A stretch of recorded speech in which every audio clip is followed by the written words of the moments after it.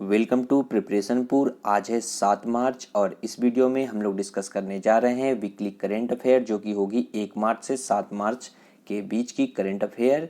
जो भी 1 मार्च से 7 मार्च के करंट अफेयर के क्वेश्चन बनेंगे उसको मैं आपको इसमें बताऊंगा और उससे रिलेटेड जो भी फैक्ट बनेंगे उसको भी हम लोग इसमें डिस्कस करेंगे। अगर ये क्वेश्चन आपको आपके लिए इंपॉर्टेंट लगे तो चैनल को सब्सक्राइब करें, लाइक करें, कमेंट करें एंड शेयर करें। फर्स्ट क्वेश्चन है, हाल ही में भारतीय क्रिकेट टीम के किस तेज गेंदबाज ने अंतर्राष्ट्रीय और फर्स्ट क्लास क्रिकेट से संन्यास ले लिया है? तो इसका जो राइट आंसर हो जाएगा वो हो जाएगा आर विनय कुमार। देखिए, हाल ही में भारतीय क्रिकेट टीम के तेज गेंदबाज आर विनय कुमार ने अंतर्राष्ट्रीय और फर्स्ट क्लास क्रिकेट से संन्यास ले लिया है। विनय कुमार ने भारत की तरफ से 1 टेस्ट, 31 वनडे और 9 टी20 मैच खेले हैं और इन्होंने जो है भारतीय टीम के लिए 31 वनडे मैचों में 37.44 की औसत से 38 विकेट लिए और 9 टी20 मैच में जो है 10 विकेट लिए हैं। बात यहाँ पर क्रिकेट की है तो अपने देश भारत का जो क्रिकेट का बोर्ड है वो है बीसीसीआई, जिसकी फुल फॉर्म है board of control for cricket in India. इसकी स्थापना 1928 में हुई और इसका जो हेडक्वार्टर है वो मुंबई में है और इसके जो प्रेजेंट टाइम में प्रेसिडेंट हैं वो सौरव गांगुली हैं और इसके जो प्रेजेंट टाइम में सेक्रेटरी हैं वो हैं जय शाह। नेक्स्ट क्वेश्चन है, हाल ही में किस राज्य सरकार ने वरिष्ठ साहित्यकार डॉक्टर सूर्यबाला को भारत भारती सम्मान देने की घोषणा की है? तो इसका जो राइट आंसर हो जाएगा वो हो जाएगा उत्तर प्रदेश। देखिए, उत्तर प्रदेश सरकार ने वरिष्ठ साहित्यकार डॉक्टर सूर्यबाला को भारत भारती सम्मान देने की घोषणा की है। अब देखिए, यहाँ पर बात भारत भारती सम्मान पुरस्कार की है तो इसके बारे में भी पता होना चाहिए। तो भारत भारती उत्तर प्रदेश हिंदी संस्थान का सबसे बड़ा साहित्यिक पुरस्कार है और यह पुरस्कार उत्तर प्रदेश हिंदी संस्थान लखनऊ के माध्यम से साहित्य के क्षेत्र में उत्कृष्ट योगदान के लिए दिया जाता है और इस पुरस्कार में भारत भारती सम्मान के रूप में स्मृति चिन्ह, अंग वस्त्रम तथा 5,02,000 रुपए की धनराशि प्रदान की जाती है। अब देखिए, बात यहाँ पर उत्तर प्रदेश की है तो ये रहा मैप में उत्तर प्रदेश की जो कैपिटल है वो है लखनऊ और लखनऊ जो है वो गोमती नदी के किनारे पे स्थित है और यहाँ के जो चीफ मिनिस्टर हैं वो हैं योगी आदित्यनाथ और यहाँ की जो गवर्नर हैं वो हैं आनंदीबेन पटेल। और यहाँ से रिलेटेड एक क्वेश्चन आपको याद रखना है, यहाँ के जो 2 नेशनल पार्क हैं वो हैं दुधवा नेशनल पार्क और Chandraprabha national park. Next question है, हाल ही में मनप्रीत बोहरा को किस देश में भारत का अगला उच्चायुक्त नियुक्त किया गया है? तो इसका जो राइट आंसर हो जाएगा वो हो जाएगा ऑस्ट्रेलिया। देखिए, भी हाल ही में जो है मनप्रीत बोहरा को ऑस्ट्रेलिया में भारत का अगला उच्चायुक्त नियुक्त किया गया है और मनप्रीत बोहरा 1988 बैच के भारतीय विदेश सेवा के अधिकारी हैं और अभी प्रेजेंट टाइम में मैक्सिको में भारत के राजदूत हैं। देखिए, बात यहाँ पर अब ऑस्ट्रेलिया की है तो ये रहा मैप में ऑस्ट्रेलिया की जो कैपिटल है वो है कैनबरा और यहाँ की जो करेंसी है वो है ऑस्ट्रेलियन डॉलर और यहाँ की जो प्रेजेंट टाइम में पीएम है यानी कि प्राइम मिनिस्टर हैं वो हैं स्कॉट मॉरिसन। नेक्स्ट क्वेश्चन है, हाल ही में इंस्टाग्राम पर 100 मिलियन फॉलोअर्स पाने वाले दुनिया के पहले क्रिकेटर निम्न में से कौन बन गए हैं? तो इसका जो राइट आंसर हो जाएगा वो हो जाएगा विराट कोहली। देखिए, विराट कोहली इंस्टाग्राम पर 100 मिलियन फॉलोअर्स पाने वाले दुनिया के पहले क्रिकेटर बन गए हैं और विराट कोहली के अलावा द रॉक के नाम से मशहूर actor Dwayne Johnson, footballer Cristiano Ronaldo और नेमार और लियोनेल मेस्सी जो हैं इस क्लब में शामिल हैं। कोहली ने अब तक 84 टेस्ट, 248 वनडे और 81 टी20 खेले हैं और इन्होंने तीनों फॉर्मेट में कुल 70 शतक लगाए हैं। नेक्स्ट क्वेश्चन है, हाल ही में किस देश ने अपने पहले आर्कटिक निगरानी उपग्रह को सफलतापूर्वक लॉन्च किया है? तो इसका जो राइट आंसर हो जाएगा वो हो जाएगा रूस। देखिए, रूसी अंतरिक्ष एजेंसी रोस्कोसमोस ने अपने पहले आर्कटिक निगरानी उपग्रह को सफलतापूर्वक लॉन्च किया है जो आर्कटिक की जलवायु और पर्यावरण की निगरानी करेगा और यह उपग्रह मौसम संबंधी समस्याओं के साथ साथ जल विज्ञान समस्याओं को हल करने के लिए आवश्यक जानकारी एकत्र करेगा और यह रूस के उत्तरी क्षेत्र में 24 घंटे सतत निगरानी प्रदान करेगा। अब देखिए, बात यहाँ पर रूस यानी कि रसिया की है तो ये रहा मैप में रसिया जो है विश्व का एरिया वाइज सबसे बड़ा देश है और इसकी जो कैपिटल है वो है मॉस्को और यहाँ के जो प्रेजेंट टाइम में प्रेसिडेंट हैं वो हैं व्लादिमीर पुतिन और यहाँ के जो प्राइम मिनिस्टर यानी कि पीएम हैं वो हैं मिखाइल मिशुस्टिन और यहाँ की जो करेंसी है वो है रसियन रूबल और यहाँ की जो संसद है उसे ड्यूमा कहते हैं। नेक्स्ट क्वेश्चन है, हाल ही में किस राज्य के मुख्यमंत्री ने अनुसूचित जाति और अनुसूचित जनजाति के छात्रों की छात्रवृत्ति के लिए 101 करोड़ रुपए को मंजूरी दी है? तो इसका जो राइट आंसर हो जाएगा वो हो जाएगा उड़ीसा। देखिए, उड़ीसा के मुख्यमंत्री नवीन पटनायक ने राज्य में अनुसूचित जाति अनुसूचित जनजाति के छात्रों की छात्रवृत्ति के लिए 101 करोड़ रुपए की मंजूरी दी है और इसके तहत राज्य के 50,000 छात्रों को यह छात्रवृत्ति मिलेगी। और इसके अलावा जो है मुख्यमंत्री ने आकांक्षा हॉस्टल और इसके अतिरिक्त 68 अन्य हॉस्टल का उद्घाटन किया है और इस हॉस्टल्स में रहने वाले 5.75 लाख छात्रों के लिए माई हॉस्टल कार्ड भी लॉन्च किया है। अब देखिए, बात यहाँ पर उड़ीसा की है, तो ये रहा मैप में उड़ीसा। उड़ीसा की जो कैपिटल है वो है भुवनेश्वर और यहाँ के जो चीफ मिनिस्टर हैं वो हैं नवीन पटनायक और यहाँ के जो गवर्नर हैं वो हैं गणेशी लाल और यहाँ के जो चीफ जस्टिस हैं वो मोहम्मद रफीक। नेक्स्ट क्वेश्चन है, हाल ही में राज्यसभा और लोकसभा टीवी के विलय के बाद इसे क्या नाम दिया गया है? तो इसका जो राइट आंसर हो जाएगा वो हो जाएगा संसद टीवी। देखिए, राज्यसभा टीवी और लोकसभा टीवी का विलय हाल ही में हो गया है और अब नए चैनल का नाम जो है वो संसद टीवी दिया गया है और रिटायर्ड आईएएस अधिकारी रवि कपूर को 1 साल के लिए इसका सीईओ यानी कि चीफ एग्जीक्यूटिव ऑफिसर नियुक्त किया गया है। और इसके अलावा जो है इसको नवंबर 2020 में राज्यसभा के सभापति वेंकैया नायडू और लोकसभा स्पीकर ओम बिरला ने एक पैनल का गठन किया था और इस पैनल की सिफारिश पर दोनों चैनलों का जो है विलय किया गया है। नेक्स्ट क्वेश्चन है, हाल ही में किस राज्य सरकार ने निजी क्षेत्र की नौकरियों में 75% राज्य के युवाओं के लिए आरक्षण को मंजूरी प्रदान की है? तो इसका जो राइट आंसर हो जाएगा वो हो जाएगा हरियाणा सरकार। देखिए, हरियाणा सरकार ने निजी क्षेत्र में अब स्थानीय लोगों को 75% आरक्षण देने का डिसीजन लिया है और हरियाणा के राज्यपाल सत्यदेव नारायण आर्य ने विधेयक को मंजूरी दे दी है। और इस विधेयक के दायरे में राज्य में निजी कंपनियां, सोसाइटी, ट्रस्ट, साझेदारी फर्म को रखा गया है और विधेयक जो है योग्य लोगों के उपलब्ध नहीं होने की स्थिति में योग्य स्थानीय उम्मीदवारों के प्रशिक्षण का प्रावधान करता है और इस बिल के मुताबिक आरक्षण कानून नहीं मानने वाली कंपनियों पर जुर्माना लगाने का भी प्रावधान होगा। अब देखिए, बात यहाँ पर हरियाणा की है, तो ये रहा मैप में हरियाणा। हरियाणा की जो कैपिटल है वो है चंडीगढ़ और इसका राज्य के रूप में गठन 1 नवंबर 1966 को हुआ था और यहाँ के जो प्रेजेंट टाइम में चीफ मिनिस्टर हैं वो हैं मनोहर लाल खट्टर और यहाँ के जो गवर्नर हैं वो हैं सत्यदेव नारायण आर्य। नेक्स्ट क्वेश्चन है, हाल ही में किस राज्य ने ई परिवहन व्यवस्था योजना की शुरुआत की है? तो इसका जो राइट आंसर हो जाएगा वो हो जाएगा हिमाचल प्रदेश। देखिए, हिमाचल प्रदेश की राज्य सरकार ने ई परिवहन व्यवस्था योजना की शुरुआत की है और इस योजना को राज्य के परिवहन विभाग द्वारा शुरू किया गया है और इस योजना के तहत ड्राइविंग लाइसेंस, पंजीकरण प्रमाण पत्र, परमिट आदि के संबंध में नागरिकों को डिजिटल सेवा प्रदान की जाएगी और इस योजना का जो मुख्य उद्देश्य है वो राज्य में ईज ऑफ डूइंग बिजनेस को बढ़ाना है। नेक्स्ट क्वेश्चन है, हाल ही में वर्चुअल माध्यम से किस शहर में ग्लोबल बायो इंडिया 2021 के दूसरे संस्करण का उद्घाटन किया गया है? तो इसका जो राइट आंसर हो जाएगा वो हो जाएगा नई दिल्ली।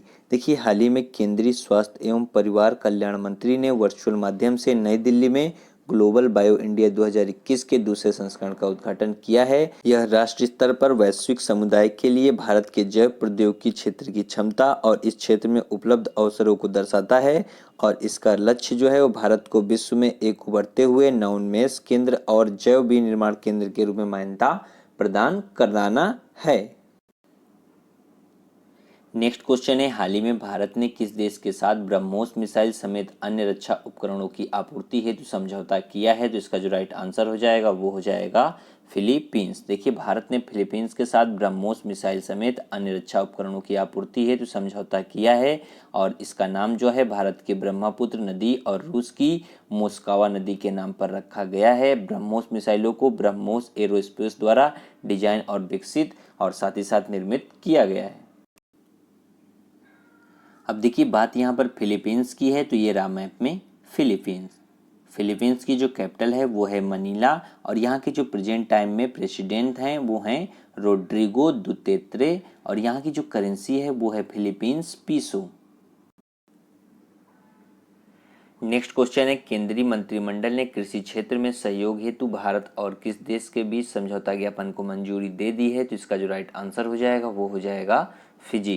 देखिए केंद्रीय मंत्रिमंडल ने हाल ही में कृषि क्षेत्र में सहयोग हेतु भारत और फिजी के बीच समझौता ज्ञापन को मंजूरी दे दी है और यह समझौता ज्ञापन जो है अपने हस्ताक्षर की तारीख से प्रभावी होगा और 5 साल की अवधि के लिए लागू रहेगा और समझौता अनुसंधान कर्मियों, वैज्ञानिक विशेषज्ञों और तकनीकी प्रशिक्षकों के आदान प्रदान की सुविधा भी प्रदान करेगा।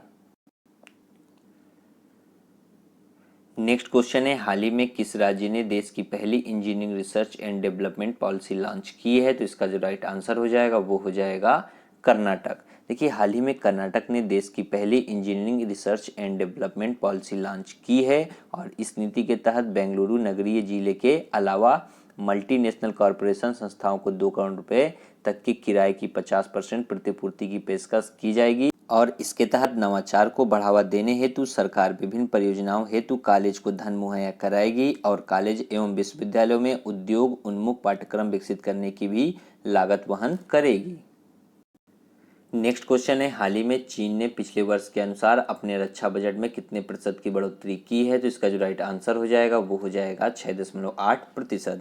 देखिए हाल ही में चीन ने रक्षा बजट बढ़ाकर 209 अरब डॉलर कर दिया है जो पिछले साल की तुलना में 6.8% अधिक है और देखिए चीन की अर्थव्यवस्था जो है वो 2020 में 2.3% की दर से बढ़ी थी जो कि पिछले साल 45 साल में सबसे कम वार्षिक आर्थिक विकास दर थी।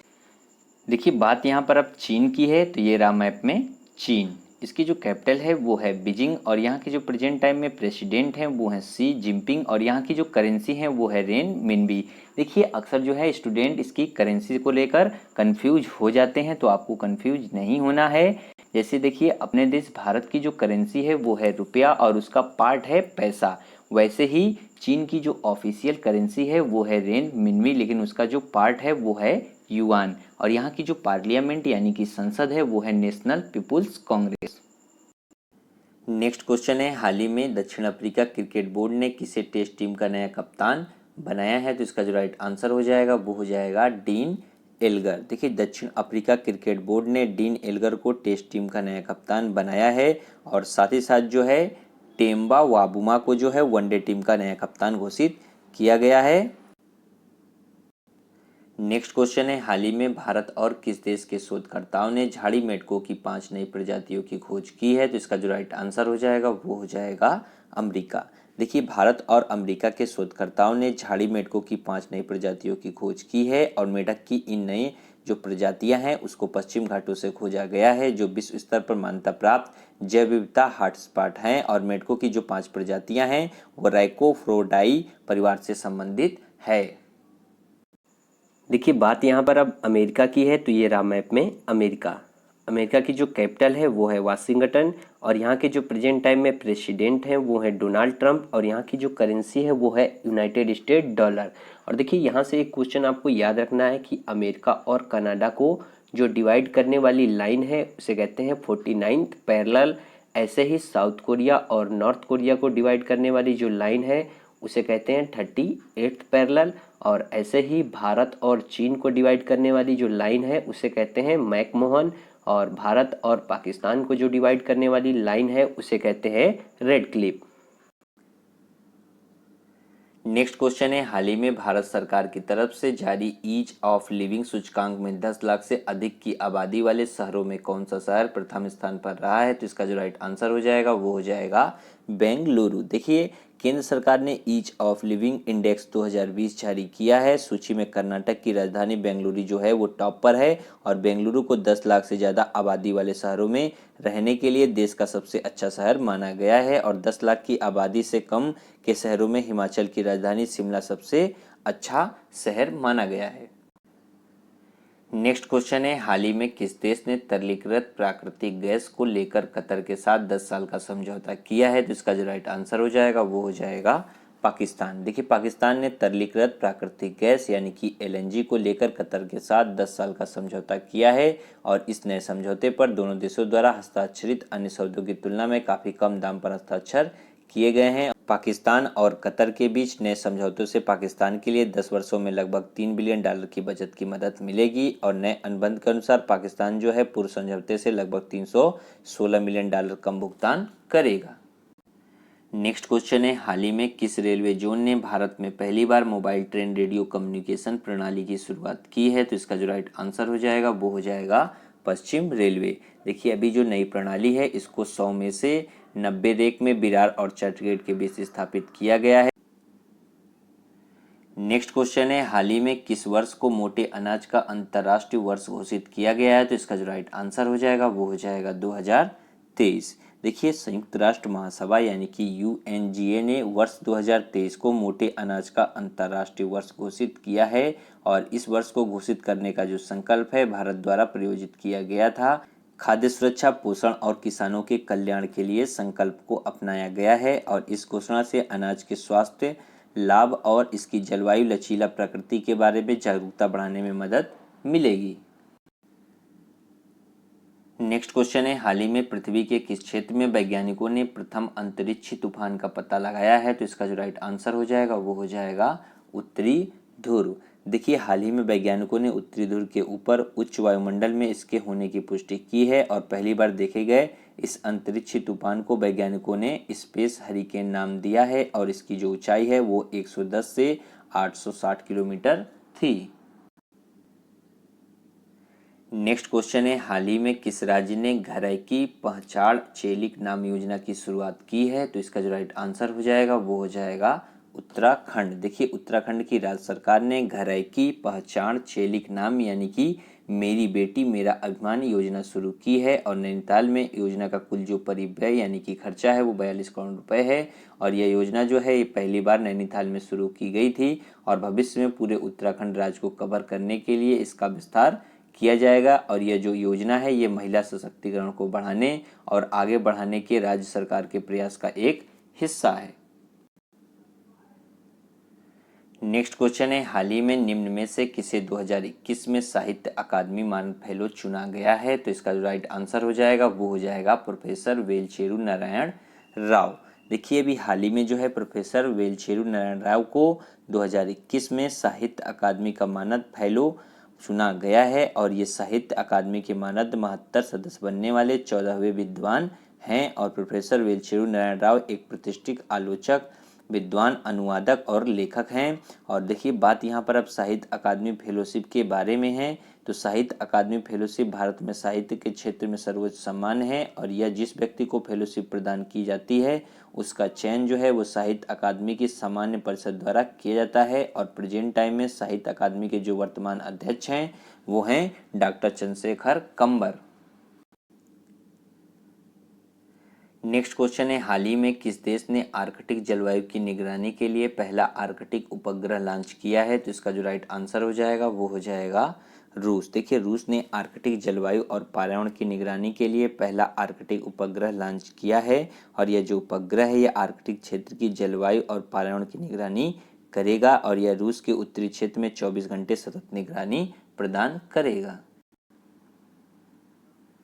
नेक्स्ट क्वेश्चन है, हाल ही में राष्ट्रीय सुरक्षा दिवस कब मनाया गया है? तो इसका जो राइट आंसर हो जाएगा वो हो जाएगा 4 मार्च। देखिए 4 मार्च को हर साल राष्ट्रीय सुरक्षा काउंसिल के गठन की याद में राष्ट्रीय सुरक्षा दिवस का आयोजन किया जाता है और इसका जो मकसद है वो दुर्घटनाओं को रोकने के लिए अपनाए जाने वाले सुरक्षात्मक उपायों के बारे में जागरूकता फैलाना है। देखिए बात यहाँ पर अब इम्पोर्टेंट डे की है तो मार्च में जितने भी इम्पोर्टेंट डे अभी तक मनाए गए हैं उसको हम लोग एक सीक्वेंस में याद करेंगे और आपको भी ये हैबिट बिल्ड करनी है। तो चलिए स्टार्ट करते हैं। 1 मार्च को मनाया गया शून्य भेदभाव दिवस और 1 मार्च को ही मनाया गया विश्व नागरिक सुरक्षा दिवस और 3 मार्च को मनाया गया विश्व वन्यजीव दिवस और 3 मार्च को ही मनाया गया विश्व श्रवण दिवस और अब 4 मार्च को मनाया गया राष्ट्रीय सुरक्षा दिवस। Last question of the day में आपके लिए है कि हाल ही में T20 इंटरनेशनल क्रिकेट में लगातार 6 गेंद पर 6 छक्के मारने वाला विश्व का दूसरा खिलाड़ी निम्न में से कौन बन गया है? तो इसका जो राइट आंसर है वो आपको कमेंट बॉक्स में कमेंट करके बताना है और साथ ही साथ उसके बारे में भी लिखना है। अगर ये क्वेश्चन आपको आपके लिए इम्पोर्टेंट लगे तो चैनल को सब्सक्राइब करें, लाइक करें, कमेंट करें एंड शेयर करें।